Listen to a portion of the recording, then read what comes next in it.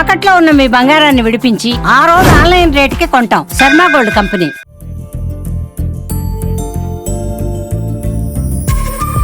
మేము కొన్ని బస్సులకి కేటాయించాం ఉచిత ప్రయాణానికి.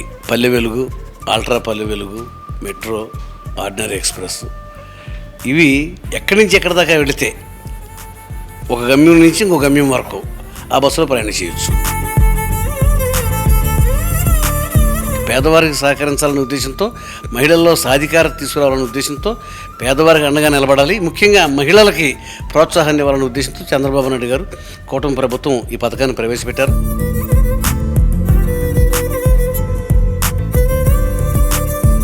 స్త్రీలకి నిజంగా ఇది అన్ని రకాలుగా అండగా నిలబడాలని, వాళ్ళకి ఉపయోగపడాలని, వాళ్ళ సాధికారత కోసం వాళ్ళు బయటికి తిరగాలి, తిరిగి లోకజ్ఞానం సంపాదించుకోవాలి, ఏ పనైనా ఆర్థిక వనరులు పెంచుకోవాలి.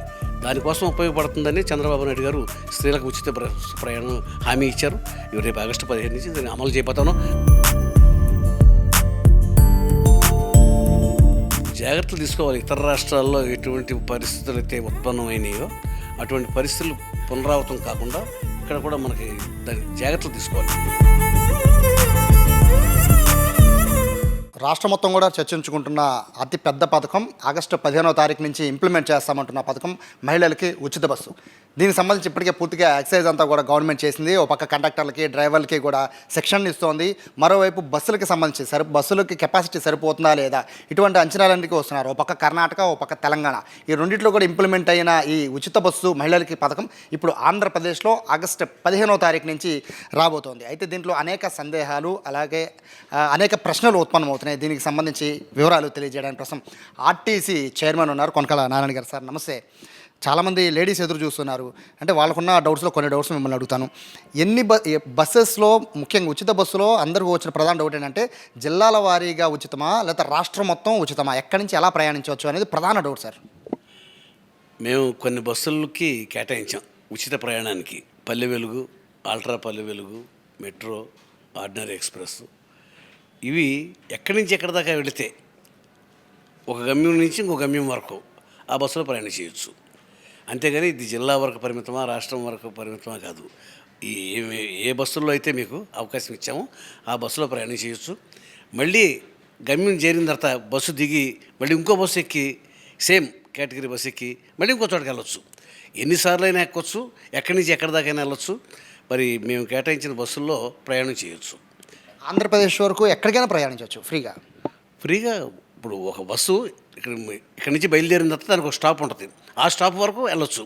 ఆ స్టాప్తో బస్సు ఆగిపోతుంది కదా, మళ్ళీ ఇంకో బస్సు మారాలి. అంటే మీరు వెళ్ళాలనుకుంటే ఎక్కడి నుంచి ఎక్కడికైనా వెళ్ళొచ్చు. ఎగ్జాంపుల్ సార్, ఇప్పుడు విజయవాడ బస్ స్టాండ్ నుంచి భద్రాచలం వెళ్ళాలి, బట్ తిరువూరు దగ్గర బోర్డరు తెలంగాణ. సో ఇక్కడ నుంచి భద్రాచలం వెళ్ళి ఆర్టీసీ బస్సు లేడీస్ ఎక్కితే అది ఎక్కడి వరకు ఫ్రీగా వెళ్ళచ్చు? Palle Velugu bus, ultra Palle Velugu bus ఒక చోట నుంచి ఒక చోట వరకు మాత్రమే ప్రయాణం చేస్తుంది. మీరు అక్కడి నుంచి చివరి దాకా ప్రయాణం చేయొచ్చు. తర్వాత మీరు ఇంకా వేరే అదనంగా ప్రయాణం చేయాలనుకుంటే మీరు బస్సు మారాలి. ఈ బస్సు కొనసాగదు. బస్సుకి ఎక్కడి నుంచి ఎక్కడి వరకు అనేది ఫిక్స్ అయి ఉంటుంది. అది అంతవరకే ప్రయాణం చేస్తుంది. అందులో ప్రయాణం చేయడానికి మీకు స్త్రీలకు అవకాశం ఉంటుంది. మీరు ఇంకా అదనంగా ప్రయాణం చేయాలనుకుంటే బస్సు మారాలి. అంటే ఈ బస్సు అంటే మీరు చెప్తుంది డీలక్స్, ఆల్ట్రా డీలక్స్ లాంటి వాటిల్లో ఉచితం ఉంటుందంటారా లేదంటారా? ఇప్పుడు నేను చెప్పిన బస్సుల్లో మాత్రమే ఉంటుంది. Palle Velugu, ultra Palle Velugu, ordinary city bus, అలాగే మెట్రో ఎక్స్ప్రెస్సు, వీటిల్లో మాత్రమే ప్రయాణం చేయాలి. పేదవారికి సహకరించాలనే ఉద్దేశంతో, మహిళల్లో సాధికారత తీసుకురావాలనే ఉద్దేశంతో, పేదవారికి అండగా నిలబడాలి, ముఖ్యంగా మహిళలకి ప్రోత్సాహాన్ని ఇవ్వాలనే ఉద్దేశంతో చంద్రబాబు నాయుడు గారు, కూటమి ప్రభుత్వం ఈ పథకాన్ని ప్రవేశపెట్టారు. గతంలో కూడా డ్వాక్రా సంఘాలు పెట్టి మహిళలకి సాధికారత తీసుకొచ్చింది చంద్రబాబు నాయుడు గారే. ఈ బస్సుల్లో మహిళలకు ఉచిత బస్సు ప్రయాణం ఇవ్వటం వల్ల వైద్యానికి వెళ్ళాలంటే ఇవాళ డబ్బులు లేక చాలామంది వైద్యానికి వెళ్ళరు, ఆరోగ్యాలు పాడు చేసుకుంటూ ఉంటారు. ఈ ఫ్రీ బస్సు ఇవ్వటం వల్ల వాళ్ళు వైద్యానికి తరచూ వెళ్ళి వాళ్ళ ఆరోగ్యాలు బాగు చేసుకుని ఆరోగ్యవంతులుగా ఉంటారు. అలాగే చదువుకునే పిల్లలు ఉన్నారు. టికెట్ భారం అని చెప్పి చాలామంది చదువుకుంటానికి వెళ్తల్లా, లోకల్గానే చదువుకుంటున్నారు. ఇప్పుడు వాళ్ళకి చదువుకోవడానికి కావాలంటే ఫ్రీ బస్సు కాబట్టి చదువుకుంటా వెళ్ళచ్చు. అక్కడ విద్య, వైద్యం, ఇది కాకుండా ఉపాధి, ఇవాళ కూలీ నాలి చేసుకునే వాళ్ళు ఉంటారు. వాళ్ళు వెళ్ళాలంటే ఇప్పుడు ఆటోల్లో వెళ్తుంటే బోళ్ళంత డబ్బులు ఖర్చు అవుతుంది. అదే బస్సులో అనుకో వెళ్ళి ఆ పని చూసుకుని అక్కడ ఏ పొలాలను పని చేసుకుని మళ్ళీ తిరిగి ఇంటికి వచ్చేయగలుగుతారు. లేదా ఉద్యోగం ఉందనుకోండి, ఆ ఉద్యోగానికి ఇప్పుడు దాకా వాళ్ళు బస్సుల్లోనో ఆటోల్లోనో వెళ్ళి చాలా డబ్బు నష్టపోతూ ఉన్నారు. సేఫ్టీ లేదు. ఇందులో సేఫ్టీ ఉంది, భద్రత ఉంది, అన్నీ ఉన్నాయి. వీళ్ళు ఇదే బస్సులో వెళ్ళి ఉద్యోగం చేసుకుని మళ్ళీ రావచ్చు. ఇది మహిళలకి బోళ్ళంత అండగా నిలబడే చాలా వరకు మీరు చెప్పింది కరెక్టే. చాలా వరకు సేవింగ్స్ అనేది మహిళలకి ఉంటాయి సార్. అయితే ఒక రోజులో ఎన్నిసార్లు ప్రయాణించవచ్చు అనే డౌట్ కూడా ఉంది. ఎన్నిసార్లు అయినా చేయొచ్చు. ఎన్నిసార్లు అయినా మీ ఓపిక. ఇప్పుడు ఇక్కడి నుంచి వెళ్తారు, కూరగాయలు కొనుక్కుంటాకి వెళ్తారు, కూరగాయలు కొనుక్కుంటారు, వస్తారు, కూరగాయలు ఇంటికాడ పడేస్తారు, మళ్ళీ బస్సు ఎక్కుతారు, మళ్ళీ పొలం పనిలోకి వెళ్తారు, మళ్ళీ పని చూసుకుని మళ్ళీ ఇంటికి వచ్చేస్తారు. ఇంటికి వచ్చి మళ్ళీ పట్టణం వెళ్ళాలనుకుంటే మళ్ళీ పట్టణం వెళ్తారు. ఎన్నిసార్లు అయినా ప్రయాణం చేయొచ్చు, దానికి రిస్ట్రిక్షన్ లేదు. పక్క రాష్ట్రాల్లో చూస్తే కొన్ని నేర్చుకోవాల్సి ఉన్నాయి సార్. అందులో ప్రధానంగా ఏంటంటే బస్సెస్ అనేవి లిమిటెడ్ బస్సెస్ని అక్కడ పెట్టడము, జనాలు కిక్కిరిసిపోయి లేడీస్ మధ్య గొడవ జరగడము అట్లా కూడా కొన్ని జరుగుతున్నాయి. చంద్రబాబు నాయుడు గారు ఏ పథకమైనా కూడా మొక్కుబడిగా పెట్టరు, ఉపయోగపడేలాగా పెడతారు. ఇవాళ 4000 ఎన్టీఆర్ పెన్షన్ పథకం కానీ, లేకపోతే తల్లి దీవెన కానీ, అది ఎంతమంది పిల్లలు ఉంటే అంతమందికి ఇస్తే అందరి పిల్లలను చదివించుకోగలుగుతారు. ఈయన కాన్సెప్ట్ ఏదో మొక్కుబడిగా ఒకళ్ళకి మాత్రం ఇచ్చి ఊరుకుంటే మిగతా పిల్లలు చదువుకోరు కదా, అందరికీ చదువుకు ఉపయోగపడాలనే ఉద్దేశంతో ఎలా అయితే ఇచ్చారో ఈ బస్సు ప్రయాణం కూడా మొక్కుబడి కాదు. స్త్రీలకి నిజంగా ఇది అన్ని రకాలుగా అండగా నిలబడాలని, వాళ్ళకి ఉపయోగపడాలని, వాళ్ళ సాధికారత కోసం వాళ్ళు బయటికి తిరిగి లోకజ్ఞానం సంపాదించుకోవాలి, ఏ పనైనా ఆర్థిక వనరులు పెంచుకోవాలి. దానికోసం ఉపయోగపడుతుందని చంద్రబాబు నాయుడు గారు స్త్రీలకు ఉచిత బస్సు ప్రయాణం హామీ ఇచ్చారు. రేపు ఆగస్టు 15 నుంచి దాన్ని అమలు చేయబోతాను. మా పని ఏంటంటే దీనివల్ల వచ్చే ఇబ్బందుల్ని మేము స్టాఫ్ని మెంటల్గా ప్రిపేర్ చేస్తున్నాం. ఎక్కువ అలర్ట్గా ఉండాలి. అదే ఆ క్వశ్చన్ వస్తాను సార్. దీనికంటే ముందు ఏంటంటే మనకి ఇప్పుడు దాకా మీరు చెప్పిన ఆర్డినరీ కానీ లేకపోతే ఏదైతే పల్లె వెలుగు కానీ ఈ బస్సులన్నీ మొత్తం ఎన్ని బస్సులు ఉన్నాయి, ఇందులో ఎన్ని మహిళలు కేటాయిస్తున్నారు? 80% దాకా ఈ బస్సులే ఉన్నాయి. ఆర్టీసీలో ఉన్న బస్సుల్లో 80% వరకు ఈ ఉచిత బస్సులు కేటాయించిన బస్సులు 80% ఉన్నాయి. వాళ్ళు మ్యాక్సిమం బస్సుల్లో ప్రయాణం చేయొచ్చు. మ్యాక్సిమం ఎక్కడ కావాలంటే అక్కడ బస్సు దొరుకుద్ది వాళ్ళకి. ప్రత్యేకంగా బోర్డు పెడుతున్నారు సార్, ఇది మహిళలకి సంబంధించిన బస్సు గానో లేకపోతే ఇంకోటి ఏమైనా బోర్డ్స్ ఉంటాయా? పెడదాం. ఇప్పుడు ఇది మహిళలకు ఉచిత బస్సు అనేది బోర్డు పెడితే వాళ్ళకి కూడా అర్థమవుతుంది. కాబట్టి వాళ్ళ సౌలభ్యం కోసం కావాలంటే అది కూడా చేద్దాం. ఇంకా ప్రభుత్వం ఇంకా సూచనలు ఇంకా తయారు చేస్తాం. దీని మీద ఎక్సర్సైజ్ జరుగుతూ ఉంది. కాకపోతే ఇవ్వటం ఖాయం రేపు ఆగస్టు 15 నుంచి అనేది.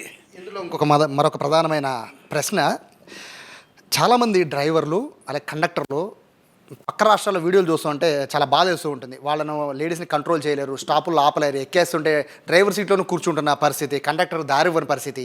సో ఇక్కడ మీరు మహిళలకు సంబంధించిన ఉచిత బస్సు పెట్టినప్పుడు అందులో మహిళా కండక్టర్ పెట్టట్లేదని ఆరోపణ కూడా వచ్చింది సార్. చాలా చోట్ల చెప్పారు జెంట్స్ని పెడుతున్నారు అనేది. సో ఇటువంటి రెండు ఉన్నాయి. అంటే మీరు ఎంప్లాయీస్కి సంబంధించిన భద్రత చాలా చాలా ఇంపార్టెంట్. ఎందుకంటే మహిళలు తోపులాట కానీ ఇంకొకటి కానీ మమ్మల్ని ఎక్కించుకోవట్లేదని దాడులు చేసే పరిస్థితి ఉంటుంది. సో వీటికి సంబంధించి ఏం చెప్తారు? ఇప్పుడు జాగ్రత్తలు తీసుకోవాలి. ఇతర రాష్ట్రాల్లో ఎటువంటి పరిస్థితులు అయితే ఉత్పన్నమైనాయో అటువంటి పరిస్థితులు పునరావృతం కాకుండా ఇక్కడ కూడా మనకి దాని జాగ్రత్తలు తీసుకోవాలి. మేము అనుకున్నాం బస్సు ఎక్కించేటప్పుడు క్రమశిక్షణగా ఎక్కించాలి, సెక్యూరిటీ వాళ్ళు ఉండాలి, క్యూలో ఎక్కించాలి, తోపులాట జరగకూడదు, బస్సుకి ఓవర్ కెపాసిటీ కాకుండా సరిపడా కెపాసిటీ మాత్రమే అలౌ చేయాలి. దీనివల్ల తోపులాట జరగదు. దీన్ని అక్కడ బస్ స్టాండింగుల్లో మా సిబ్బంది మొన్న కూడా మేము తరఫీదు ఇచ్చిన కారణం ఏంటంటే ఎలా ఎక్కించాలి, ఎలా వాళ్ళని క్యూలో నుంచోబెట్టాలి, క్రమశిక్షణగా ఎక్కించాలి, తోపులాట జరగకూడదు. తోపులాట జరిగితే స్నాచింగ్ జరుగుతుంది, దొంగతనాలు జరుగుతాయి, మరి కొట్లాటలు జరుగుతాయి. అలా జరగకుండా జాగ్రత్త తీసుకోవాల్సింది డిపో యాజమాన్యం తీసుకుని వాళ్ళందరినీ కూడా క్యూలో నుంచోబెట్టి ఇక్కడి నుంచి ఇంతవరకే మీరు బస్సు ఎక్కాలని చెప్పి తోపులాటలు జరగకుండా జాగ్రత్తలు తీసుకుంటాం. అంటే ఫ్రీ బస్సెస్లో ముఖ్యంగా మహిళలు ఎక్కే ఈ మీ బస్సెస్లో ఫీమేల్ కండక్టర్స్ని పెట్టాలని ఒక డిమాండ్ పక్క రాష్ట్రాల్లో చాలా గట్టిగా ఉంది సార్. సో మనం ఏమన్నా అట్లాంటి ఆలోచన చేస్తున్నామా? ఇవాళ ఓవర్ ద నైట్ బస్సులు తేలేం, కండక్టర్లు తేలేం. ఇప్పుడు ఉన్న బస్సులన్నింటినీ కూడా కండిషన్ చేసి అన్నింటినీ కూడా తరిపిదిచ్చి ఇప్పుడు ఉన్న బస్సులనే ఇస్తాం, ఉన్న స్టాఫ్నే వాడుకుంటాం. ఇప్పుడు ఆన్ కాల్ డ్రైవర్స్ కండక్టర్స్ ఇబ్బంది ఉంది. దానికి ఆన్ కాల్ డ్రైవర్స్ని అవుట్సోర్సింగ్ ద్వారా తీసుకుని అలాగే కండక్టర్స్ కూడా ప్రత్యామ్నాయం ఏంటని ఆలోచిస్తున్నాం. ఇప్పుడు ఎవరు ప్రయాణం చేసినా కూడా ఆర్టీసీలో క్రమశిక్షణ కలిగినటువంటి ఆర్టీసీ, ఎటువంటి అవాంఛనీయ సంఘటనలు జరగవు. ఎప్పుడు కూడా డిసిప్లిన్తో ఉంటారు. ఆడవాళ్ళైనా మగవాళ్ళైనా ఏ ప్యాసింజర్లు వచ్చినా కూడా మర్యాదగా ఉంటారు, సురక్షితంగా ఉంటారు. అటువంటి ఆర్టీసీలో ఎప్పుడు జరగలేదు, జరగకూడదు. యాక్చువల్గా అంటే మీరు చూపిస్తున్న ఈ టికెట్ అంటే ఇది శాంపిల్ టికెట్. బేసిక్గా ఆర్టీసీలో ఉన్న రూల్ ఏంటంటే టికెట్ కొంటే అందుట్లో ఇన్సూరెన్స్ కూడా కలిపి ఉంటుంది అంటూ ఉంటారు. ఒకవేళ యాక్సిడెంట్ అయితే ఆర్టీసీ నుంచి ఇన్సూరెన్స్ ఉంటుంది అంటూ ఉంటారు. బట్ ఫ్రీ అంటే ఫ్రీ ఫేర్ కాబట్టి ఇది ఫ్రీ టికెట్ కాదు, ఇది ఫ్రీ టికెట్ కాదు. ఇప్పుడు ఇది ప్రభుత్వం రాయితీ, ప్రభుత్వం భరాయిస్తుంది. దీంట్లో అన్ని రక్షణలు, అన్ని సేఫ్టీలు ఇందులో ఇన్వాల్వ్ అయి ఉంటాయి. మేము ఎంత ఖర్చు పెడుతున్నాం మహిళల కోసం ఈ ప్రభుత్వం ఎంత సహకరిస్తూ ఉంది, వాళ్ళకి అండగా నిలబడటం కోసం ఈ ప్రభుత్వం ఎంత రాయితీ ఇవ్వాల్సి వస్తుంది అనే దాని గురించి లెక్కలు తేలటం కోసం ఇది టికెట్ కాస్టు, అదులు ప్రభుత్వం ఇచ్చే రాయితీ. ఫేర్ మాత్రం జీరో ఫేర్. ప్రయాణం చేసేవాళ్ళు ఏం కట్టక్కర్లేదు, కానీ ఈ డబ్బు ఇది ప్రభుత్వం కడుతుంది. దీనివల్ల ఏ రకమైన ఇబ్బందులు ప్రయాణికులకు రావు. సరే, అంటే ఇప్పటికీ ఆర్టీసీ నష్టాల్లో ఉంది, చాలా వరకు ఇబ్బంది పడుతున్న పరిస్థితి. సో ఇది అదనపు భారం అయ్యే అవకాశం లేదంటారా? ఇప్పుడు గత ప్రభుత్వం, వైఎస్ఆర్ ప్రభుత్వం వల్ల ఆర్థికంగా రాష్ట్రం అంతా కూడా నష్టపోయింది. ఆర్థిక విధ్వంసం జరిగింది. ఇవాళ ఆర్థికంగా ఇబ్బందులు ఉన్నాయి. ఇవాళ ఏ పథకాలు ఇవ్వాలన్నా కూడా మేము ఇబ్బంది ఫేస్ చేస్తున్నారు చంద్రబాబు నాయుడు గారు, ఈ కూటమి ప్రభుత్వం. ఆర్థికంగా ఆ ఇబ్బందుల్లో ఇది ఒక ఇబ్బంది అనుకుంటాం. మహిళలకు ఉపయోగపడితేనే అది ముఖ్యమైన, ఎంత ఇబ్బంది అయినా కూడా భరాయిస్తాం. మహిళలకి ఇవాళ ఉపయోగపడాలనేదే కూటమి ప్రభుత్వం యొక్క ఉద్దేశం. మహిళలకు అండగా నిలబడాలి, మహిళలు బయటికి రావాలి, వాళ్ళు ఎదగాలి. దానికోసం ఇవాళ అనేక పథకాలు. మరి గత ప్రభుత్వం ఆర్థిక విధ్వంసం వల్ల ఆర్థిక పరిస్థితి ఇబ్బందిగా ఉంది. అయినా కూడా ఎక్కడా కూడా రాజీ పడకుండా ఇచ్చిన హామీలన్నీ కూడా సక్రమంగా నెరవేర్చుకుంటూ వస్తున్నాం. ఎంత కష్టాలైనా కూడా, ఎంత అవస్థ అయినా కూడా పడైనా సరే ఈ పథకాలన్నీ కూడా ఖచ్చితంగా అమలు చేస్తాం. దీనికి వల్ల ప్రభుత్వం ఎంత పెయిన్ అయినా తీసుకుంటుంది. ఈ కర్మంతా గత ప్రభుత్వం చేతకాని పరిస్థితుల వల్ల, దోపిడీ వల్ల, ఆర్థిక విధ్వంసం వల్ల ఇవాళ కొద్ది ఇబ్బంది ఫేస్ చేస్తున్నాం. ఎంత ఇబ్బంది అయినా కూడా ఇచ్చిన మాట తగ్గే ప్రసక్తే లేదు. అన్ని పథకాలు అమలు చేసి ఎంత అయినా కూడా ప్రభుత్వం ఇవన్నీ చక్కగా నడుపుతుంది. Sir, last question sir. చూస్తూ ఉన్నారు, మన ఆర్టీసీకి సంబంధించిన లులు మాల్కి చేస్తున్నారని విపక్షాలన్నీ కూడా దీన్ని అపోజ్ చేస్తున్నాయి. అందులో ఆర్టీసీ యూనియన్స్ కూడా అపోజ్ చేస్తున్నాయి. లులు మాల్కి గవర్నర్పేట డిపో ఇవ్వడం ఏంటి, అది 100 కోట్ల వాల్యూ చేస్తుంది, వాళ్ళు పెట్టే పెట్టుబడి కన్నా ల్యాండ్ వాల్యూనే ఎక్కువ. సో ఇన్ని ఆరోపణలు చేస్తున్న నేపథ్యంలో ఇది కొంచెం నెగిటివిటీ వచ్చే అవకాశం ఉంది అనేది వాళ్ళు చేసిన ఆరోపణ. సార్, ఏం చెప్తారు? ఇప్పుడు మా ప్రభుత్వం మీద దుష్ప్రచారం చేయడానికి మా ప్రత్యర్థులు రెడీగా ఉంటారు. ఇది అందులో ఒక భాగమే. ఆర్టీసీకి నిరుపయోగంగా ఉన్న భూములన్నింటినీ కూడా మేము ఉపయోగపడేలాగా డెవలప్మెంట్కి ఇస్తా ఉన్నాం. ఇది కొత్త కాదు. చాలా సంవత్సరాలుగా మేము చాలా సంస్థలకి ఆర్టీసీలో నిరుపయోగంగా ఉన్న భూముల్ని డెవలప్ చేసి ఆర్టీసీ ఆదాయాన్ని పెంచుతున్నాం. ఇందులో పారదర్శకంగా ఖచ్చితంగా ఏ రకమైన అవాంఛనీయ సంఘటనలకి ఎవరికి దోచిపెట్టే ప్రసక్తి లేదు. ఆర్టీసీ అంటే చాలా క్రమశిక్షణ కలిగింది. ఇవాళ మొన్న బాలాజీ క్యాంటీన్, షిరిడి బాలాజీ క్యాంటీన్ 5 లక్షల రూపాయలు ఉండేదాన్ని ఇవాళ 47 లక్షల రూపాయల ఆదాయం తీసుకొచ్చాం. ఇదంతా ఆర్టీసీ ఎవరికి వంగదు, ఎవరికి లాలూచి పడదు. దీని డెవలప్మెంట్ కోసం మేము ఇదంతా చేస్తున్నాం. ఇది కొత్త కాదు. బీఓటీ సిస్టమ్ అనేది ఆర్టీసీలో ఉంది. మేము అది ఆర్టీసీ మేలు కోరి చేస్తూ ఉంటాం. ఆర్టీసీ ఆస్తులను కాపాడటం కోసం ఖాళీగా ఉంటే ఎవడొకడు ఆక్రమించుకుంటాడు, ఖాళీగా లేకపోతే ఎవడో కోరతాడు ఈ భూమి మాకు ఇవ్వండి అని. మేము డెవలప్ చేసుకుని దీన్ని ఆర్టీసీకి ఉపయోగపడేలాగా చేస్తున్నాం. ఇందులో ఏ ప్రత్యర్థుల యొక్క దుష్ప్రచారం తప్ప ఎట్టి పరిస్థితుల్లో ఈ సాంప్రదాయం ఆర్టీసీలో ఉంది. ఆర్టీసీ ఆస్తుల్ని మేము డెవలప్ చేయాలని ఇవాళ తిరుపతిలో చేస్తున్నాం. మరి అన్ని చోట్ల కూడా ఇంకా చాలా చోట్ల చేస్తాం. ఇదే ఆస్తిని ఆర్టీసీని ఎందుకు డెవలప్ చేయకూడదు, లులు మాల్కి ఇవ్వాల్సిన అవసరం ఏంటి అనేది? మా దగ్గర అంత డబ్బు ఎక్కడది? ఆర్టీసీ పెట్టుబడి పెట్టాలి, ఇందులో వందల వేల కోట్ల రూపాయలు పెట్టుబడి పెట్టాలి. మా దగ్గర అంత డబ్బు ఎక్కడ ఉంది? మాకు అడ్మినిస్ట్రేషన్, ఇది వ్యాపారస్తులు చేయాల్సిన పని మా స్టాఫ్ ఎలా చేయగలుగుతారు? ఇది కొత్త కాదు. మేము చాలా కాలంగా డెవలప్మెంట్ చేస్తాము. ఇది ప్రత్యర్థుల యొక్క కుట్ర, ఈ దుష్ప్రచారం. సో ఇది చాలా క్లారిటీ ఇచ్చారు. ఉచిత బస్సుకి సంబంధించి, మహిళలు ఉచిత బస్సుకి సంబంధించి చాలా క్లారిటీ ఇచ్చారు. ఎంత కష్టమైన నష్టమైన ఆర్టీసీ ఇబ్బందులు పడుతున్నా కూడా మహిళలు వాళ్ళ సాధికారత కోసం ప్రభుత్వం ఖచ్చితంగా ఉచిత బస్సుని అమలు చేసి తీరుతుందని ఆగస్టు 15 నుంచి అందరికీ కూడా మహిళలు ఎక్కడి నుంచి ఎక్కడికి ఎన్నిసార్లు ఎప్పుడైనా ప్రయాణించవచ్చు అని చెప్పి ఆర్టీసీ చైర్మన్ కొనకళ్ళ నారాయణ చెప్తున్నారు. అలాగే లూలు మాల్కి సంబంధించిన ఒక క్లారిటీ ఇచ్చారు. విపక్షాలు ఆరోపణలు తప్ప అందులో ఎటువంటి ఇబ్బంది లేదని, గత సాంప్రదాయం అంటే గత ఎన్నో ఏళ్ళ నుంచి ఆర్టీసీ ఆస్తులు అనేవి ప్రైవేటు వాళ్ళకి ఇవ్వడం, అలాగే రెవెన్యూని సంపాదించడం చాలా కామన్ కాబట్టి దీని మీద విపక్షాలన్నీ కూడా ఆరోపణలు చేయడం తగదనేది కూడా నారాయణ చెప్తున్నారు. కెమెరా పర్సన్ కృష్ణతో సాయి సుమన్ టీవీ విజయవాడ.